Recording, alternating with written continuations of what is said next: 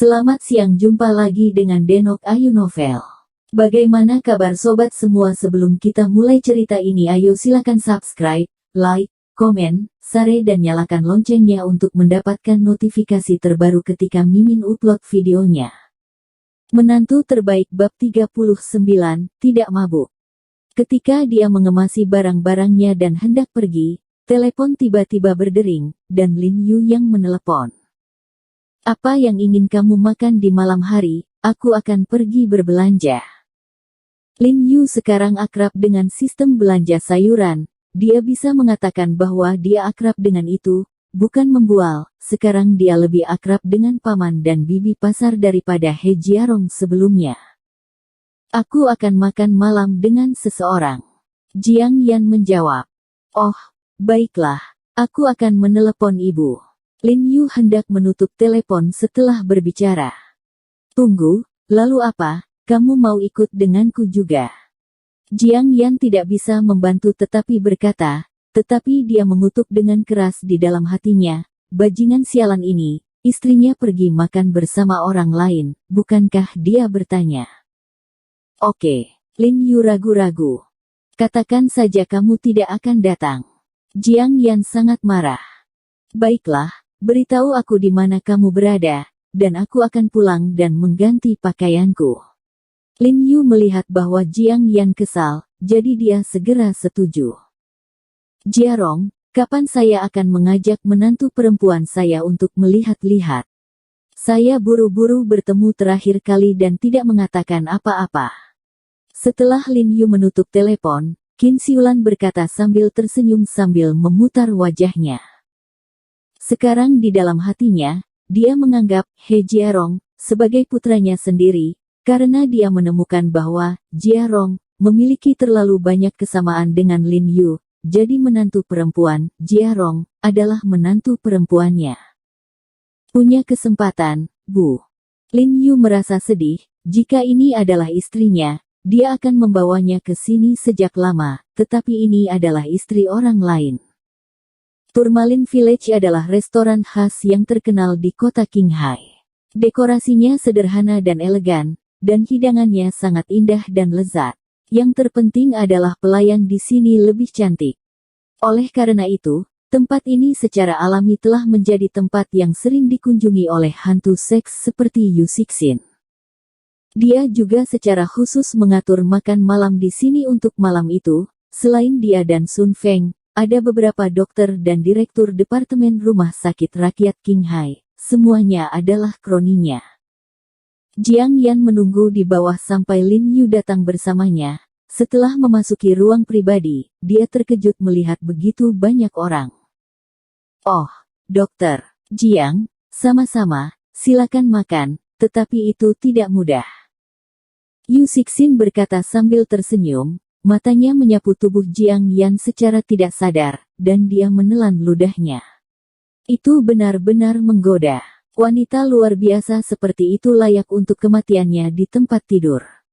Hari ini Jiang Yan mengenakan rok sifon biru muda dengan rambut hitam tersampir di belakang kepalanya, ringan dan halus, dan penuh semangat perih.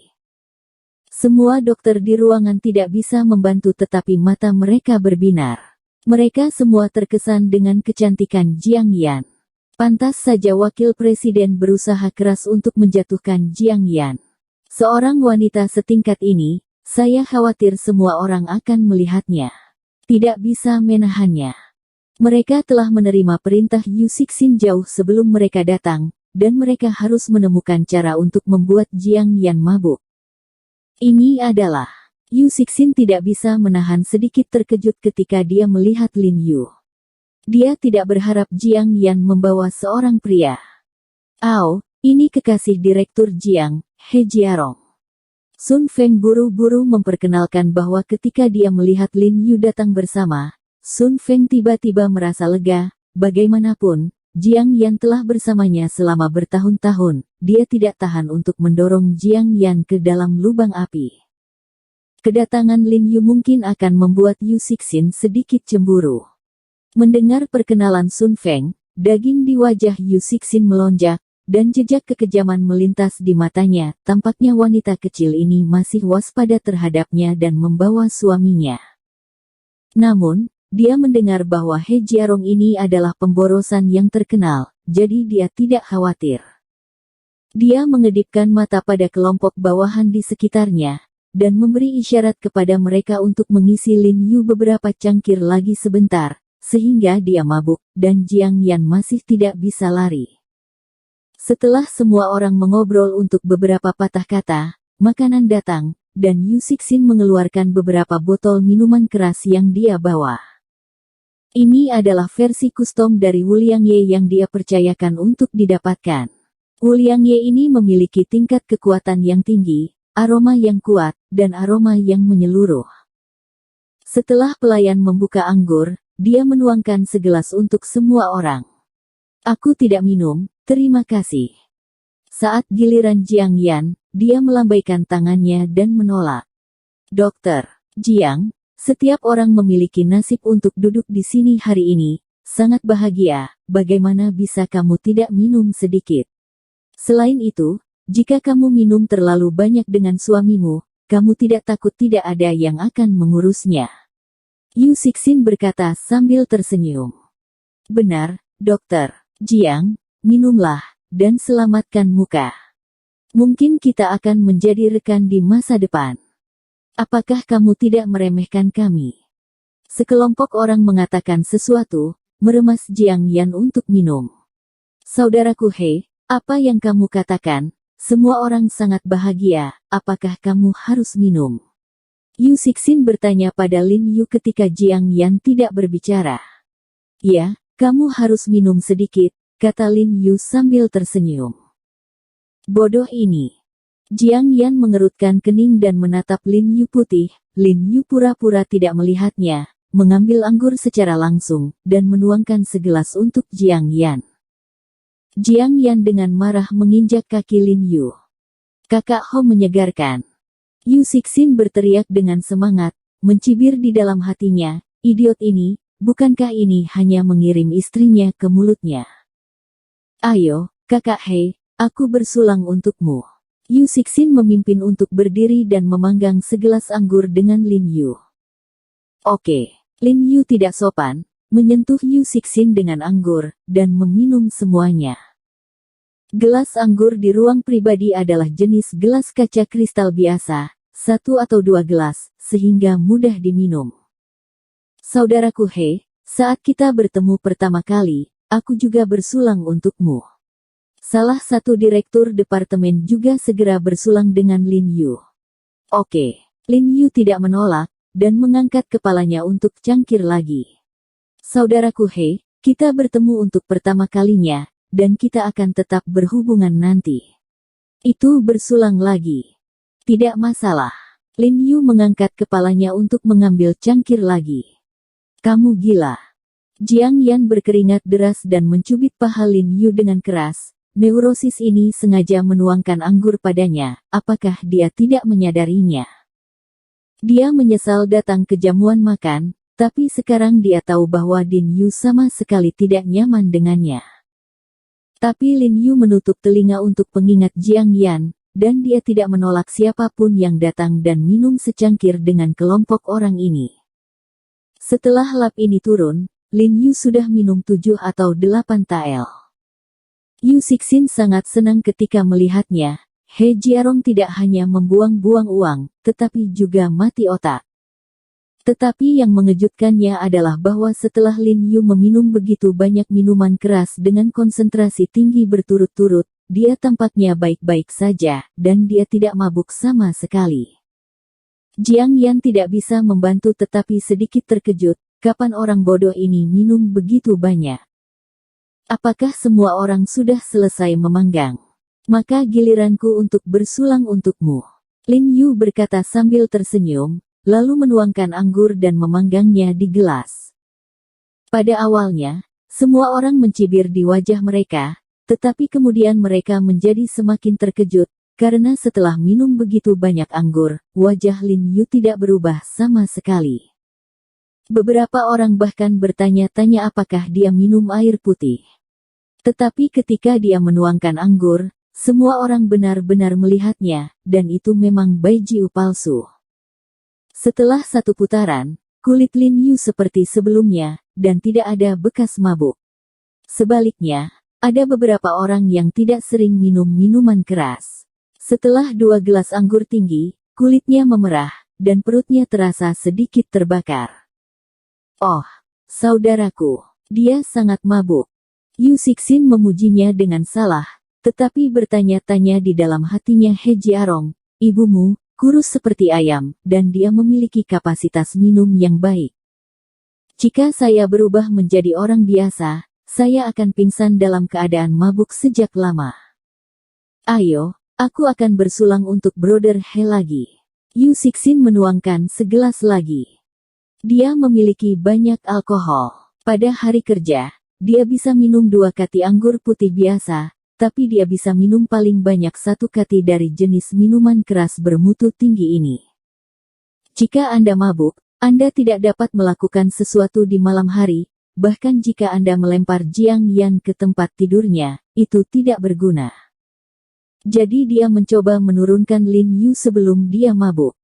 Ayo. Lin Yu mengambil cangkir itu dan meminumnya lagi, lalu menuangkannya lagi, dan berkata, saya juga menghormati kakak. Ah, tidak, kakak He, kamu sopan, ayo kita minum dengan semuanya. Yu Cixin berkata dengan cepat. Oke, kalau begitu aku akan bersulang untuk semuanya. Lin Yu bersulang untuk semua orang lagi. Selain gelas ini, 3 cangkir anggur tinggi telah dikonsumsi, dan beberapa orang tersipu dan menjadi panas, dan kata-katanya tidak menyenangkan. Tanpa diduga, Lin Yu tidak berhenti, dia menuangkan gelas lagi, terus menghormati semua orang, dan menyapa semua orang untuk minum bersama. Ada 3 cangkir lagi berturut-turut, hampir semua orang di meja tidak lagi bisa membuka mata mabuk mereka, hanya Lin Yu, Yu Cixin dan Jiang Yan, yang tidak mabuk, masih sadar. Sun Feng mabuk dan tertidur di atas meja. Jiang Yan benar-benar terkejut dengan tangan Lin Yu, dia bahkan bertanya-tanya apakah He Jiarong selalu minum diam-diam di belakang punggungnya. Tapi itu tidak benar, saya ingat dia mabuk sekali sebulan lalu. Setelah pulang, dia harus tidur di tempat tidur dan menekan dirinya sendiri. Memikirkan wajah Jiang Yan memerah, dia tidak berpikir lagi. Faktanya, alasan mengapa Lin Yu tidak mabuk setelah minum begitu banyak anggur adalah karena dia membuat persiapan sebelum datang, dan takut seseorang akan bersulang selama perjamuan. Jadi ketika dia pulang untuk mengganti pakaiannya, dia secara khusus menyiapkan sepasang rebusan mabuk dan meminumnya. Minuman keras, minumlah satu sama lain, bukan diminum. Kakak Yu, apa yang kamu lakukan dalam keadaan linglung? Minum. Lin Yu menyeringai pada Yu Cixin dan menuangkan anggur lagi. Yu Cixin hampir menangis. Apakah ini manusia sialan? Apakah jumlah alkoholnya terlalu eksplosif? Kakak Yu, kenapa kamu kesal? Bukankah kamu bersenang-senang? Ayo, pelayan, beri aku cangkir besar. Lin Yu berteriak di luar pintu. Pelayan segera membawa 2 gelas dan membantu Lin Yu menuangkan win. 1 botol win dituangkan dari 2 gelas dan dikosongkan. Terlihat gelas ini penuh dengan setengah kati win. Ayo, kakak Yu, aku menghargaimu. Lin Yu memberikan anggur kepada Yu Cixin dan berkata dengan senyum lebar, senang sekali bisa minum dengan saudara Yu hari ini.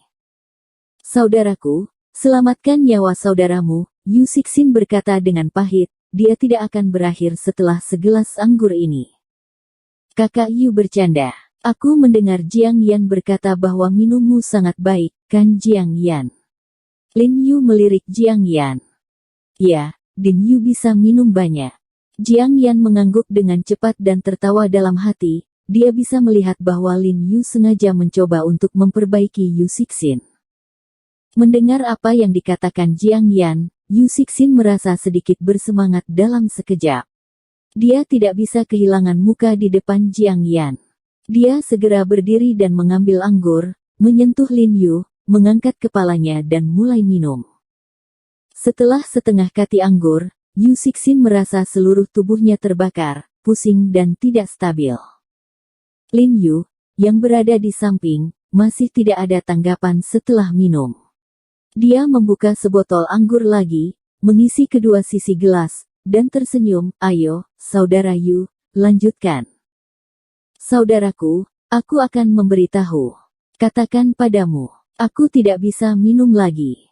"Minum," kata Yu Cixin bergoyang. "Kakak Yu bercanda, tapi kamu banyak." Tetapi sebelum dia bisa selesai berbicara, Lin Yu segera membawakan 2 gelas anggur kepadanya, menghabiskan 1 gelas sendiri, lalu mencubit leher Yu Cixin dan menuangkan anggur ke mulutnya. Yu Cixin menjerit, tetapi tidak bisa melarikan diri, tidak peduli seberapa keras dia berjuang, sampai segelas anggur dituangkan ke dalam perutnya. Dia batuk 2 kali, kembung, dan ditanam di atas meja bundar. Jiang Yan melihat sekelompok orang yang tergeletak di atas meja dengan kaget, dan melihat waktu, itu tidak melebihi 20 menit. Dia hendak bertanya mengapa Lin Yu tiba-tiba bisa minum begitu banyak. Siapa tahu, Lin Yu berkata lebih dulu, "Kamu bisa kembali ke mobil dulu.